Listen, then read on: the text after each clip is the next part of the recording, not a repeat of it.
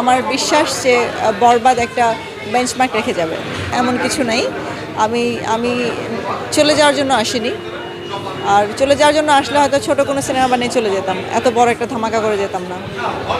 বরবাদ আমি তো এখন দেখতে পারিনি, আমি সবাইকে দেখছি, আমি অডিয়েন্স দেখছি, অডিয়েন্সদেরকে ভালোই দেখছি যে সবাই খুব আনন্দ নিয়ে দেখছে এবং ওনারা পছন্দ করছেন সিনেমাটা, ভালো লাগছে।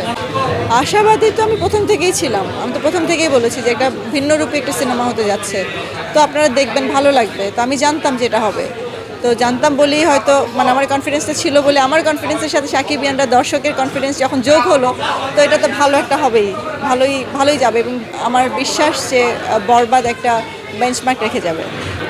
খুব ভালো, খুব ভালো। যতটুকু ভেবেছিলাম তার চেয়ে অনেক বেশি পেয়েছি।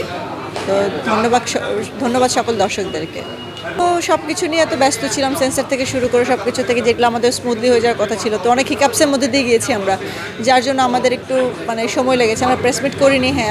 আর সবচেয়ে বড় ব্যাপার হচ্ছে রোজার মাস ছিল, তো আমি নিজেও একটু ধীরে সুস্থে করতে চাই। আমি অতটা মিডিয়া নিয়ে কাজ করতে যাচ্ছিলাম তখন রোজার মাসে। সিনেমা নিয়ে কেমন আশা করছি?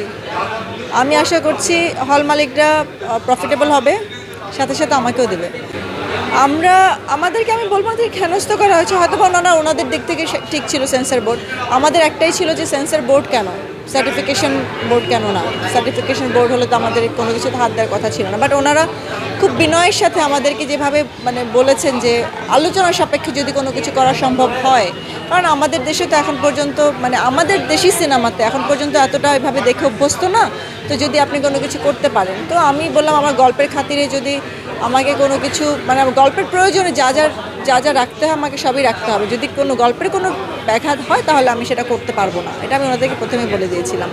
সো আমি দেখেছি যে খুবই সিম্পল যে ছোট ছোট জিনিসগুলো, যেগুলো আপনার মানে ম্যাক্সিমাম হয়তো 10-12 সেকেন্ডের একটা চেঞ্জেস, ওটা আপনারা বুঝবেন না সিনেমা হলে গেলে, কারণ ওটা ভায়োলেন্সের কোনো কাট বা কোনো কিছু অ্যাকশনের কোনো কিছুতে আমাদের কমাতে হয়। ছোটো ছোটো জিনিস যেগুলো আমরা কমিয়ে দিয়েছি, এবং এটা খুবই মানে আপনার 16 সেকেন্ডের একটা চেঞ্জেস ছিল। এটা 16বার চোখের পলক ফালালে যতটুকু সময় লাগে ঠিক ততটুকু, ওটা আপনাদের বোঝার কোনো ক্ষমতা নেই এখানে। ভালো মন্দ দুটোর মিশ্রণ একটা অভিজ্ঞতা, বাট ওভারঅল আজকের দিন থেকে মানে আজকের যা দেখলাম, আমার পিছনের যদি কোনো খারাপ অভিজ্ঞতা থেকেও থাকে, সব মিটমাট হয়ে গেছে। এখন আমি মানে মনে হচ্ছে যেন আমার সার্থকতাটা এখানেই ছিল।